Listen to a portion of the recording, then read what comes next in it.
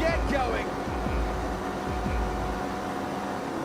It's lights out and away we go. Bottas gets away well. He's alongside Lewis Hamilton and he's making a good progress. And they're back. Salut la team, content de vous retrouver. Ça y est, le Grand Prix de Miami arrive enfin. On va en parler bien évidemment. Hier soir, essai 1 et essai 2. Personnellement, j'ai découpé, j'ai fait hier soir les essais 1, ce matin les essais 2. Au programme donc de cette émission, le Grand Prix de Miami. Bien évidemment, il y aura la question du jour. Il y aura, comme vous aimez, l'instant Tweetos. Et pour commencer, on va déjà répondre à la question de la semaine dernière qui était pour vous. Quelle écurie en 2023 pourrait accueillir Lewis Hamilton? Et on a Michel qui nous a répondu que quelle autre écurie que McLaren pour Lewis? Ferrari c'est bouché, Red Bull également, ce serait un joli retour aux sources pour lui. C'est pas faux, mais je ne suis pas sûr que les performances actuelles de la McLaren incitent Lewis Hamilton à venir. Allez, générique Maurice. Well, out in front. This is Lewis Hamilton. Not the way too badly he's filled, but Bottas comes on. Formula One. Le Grand Prix de Miami. Beaucoup de choses à dire là-dessus. Alors, on va commencer par le circuit. Franchement, très beau circuit. Il y a du rapide, il y a du lent, il y a du technique. Il va falloir faire pivoter la voiture. Il y aura des réglages assez précis. Donc, on ne sera pas forcément performant sur tout le circuit. Ce qui est assez intéressant. La dégradation des pneus, on ne sait pas trop vraiment où est-ce que ça va encore aller. Le fait que ce soit un circuit récent, forcément il vient d'arriver, mais un petit peu à l'ancienne, c'est-à-dire que les murs sont très proches à certains endroits. Je ne pense pas, franchement, que la course se déroule sans un seul drapeau rouge. Je parle même pas de safety car, pour moi il y a du drapeau rouge, ça va être obligatoire. Moi je mise dessus. Dites-moi ce que vous en pensez, mais moi je mise dessus. Donc c'est un circuit franchement qui est hypant, ça va très vite, il y a des endroits très lents, il y a des endroits très techniques. Ça va être difficile de doubler, je pense, à certains endroits. Il va falloir prendre son mal en patience, donc il va falloir déjà se placer très bien dès le départ. Ce qui fait que c'est un circuit assez intéressant de ce côté-là. Ça c'est la partie circuit qu'on a vu pas mal. Ce qui va autour, le décorum, sympa. Ils ont fait vraiment des choses assez intéressantes, visuellement, les cabines qui passent au-dessus avec des fonds en verre pour pouvoir voir la piste, un décor qui est super beau, c'est très américain, c'est très hypant de ce côté-là. Maintenant, moi je vais quand même poser une petite question. Ça fait des années qu'on nous prend la tête pour diminuer l'empreinte carbone de la Formule 1. Là, il va falloir qu'on m'explique. Et d'ailleurs, vous pouvez le voir là je vous mets ça ici. On avait fait une vidéo sur en fait le tour du monde de la saison 2022. Europe, États-Unis pour une course et on retourne en Europe. Là, il faudra m'expliquer l'empreinte carbone parce que vous nous enlevez du V8 voire du V10 pour nous mettre de l'hybride pour éviter l'empreinte carbone et vous faites des allers-retours à travers le monde assez ridicules. Donc là, ça me pose déjà un petit souci. Le deuxième problème, c'est que vous mettez des budgets capés pour que la Formule 1 coûte de moins en moins cher. Je vais juste parler de quelques petites choses. La marina. D'accord, écologiquement, ça changerait hein, qu'il y ait des bateaux qui soient sur un parking à un endroit ou à un autre. En termes d'écologie, on est d'accord, ça change absolument rien. Ils n'ont pas mis de l'eau, ils n'ont rien. Voilà, ils ont mis du bois, une bâche. Mais ça coûte quand même beaucoup de pognon, ça. Alors, en tant que spectateur, voir qu'on dépense de l'argent juste pour un décor et que derrière on limite l'argent pour le développement des voitures, vous comprenez quand même que là il y a un petit problème psychologique quand même derrière le truc. C'est pas logique, il y a un truc qui va pas. On va faire des choses magnifiques, je dis pas le contraire, c'est très beau en tant que spectateur, mais pour une logique complète de la Formule 1, là il y a un problème. En tout cas pour moi.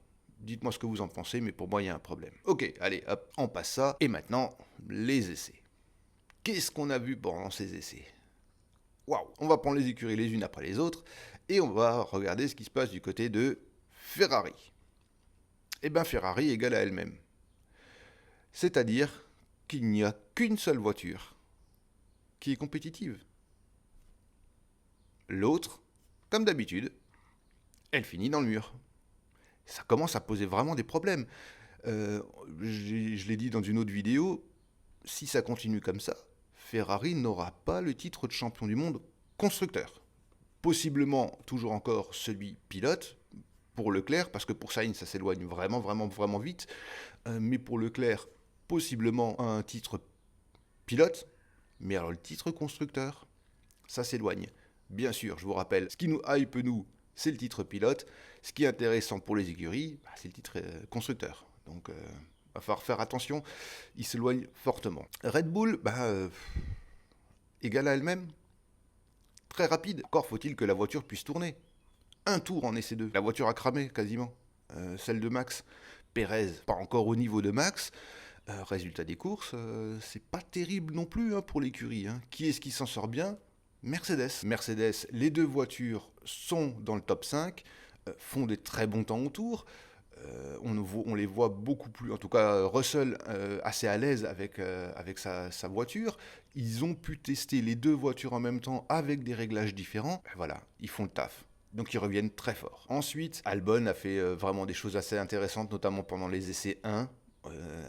C'était assez hallucinant de le voir quand même dans le top 5 de mémoire. C'est vraiment super intéressant. Et puis après, on retrouve à peu près la même philosophie que ce qu'on voit depuis le début de saison, c'est-à-dire qu'on a toutes les écuries qui sont présentes, mais à chaque fois avec un pilote. Et bien donc vous avez qu'une seule Alpine qui va pouvoir rentrer dans le top 10, voire 2, mais tout juste.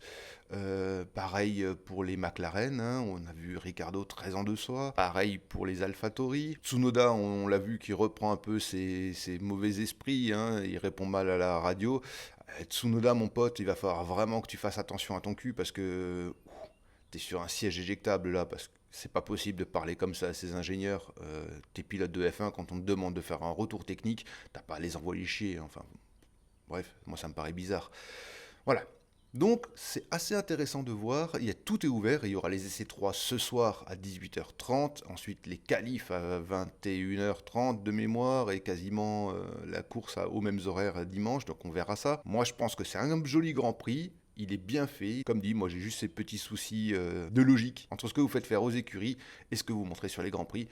Là il va falloir un peu aménager tout ça je pense. Et on va passer à l'instant auto-promo. Bien sûr, je vous remercie d'être de plus en plus nombreux à vous abonner. La chaîne grandit tout doucement puisqu'on est en référencement naturel. Il n'y a pas de publicité par rien, donc c'est un référencement naturel avec une vidéo par semaine. Je sais que certains en voudraient un peu plus. Malheureusement, j'ai pas vraiment le temps, donc je fais une vidéo par semaine. Voilà, donc merci, ça augmente tranquillement. Vous pouvez bien évidemment vous abonner à la chaîne, c'est gratos.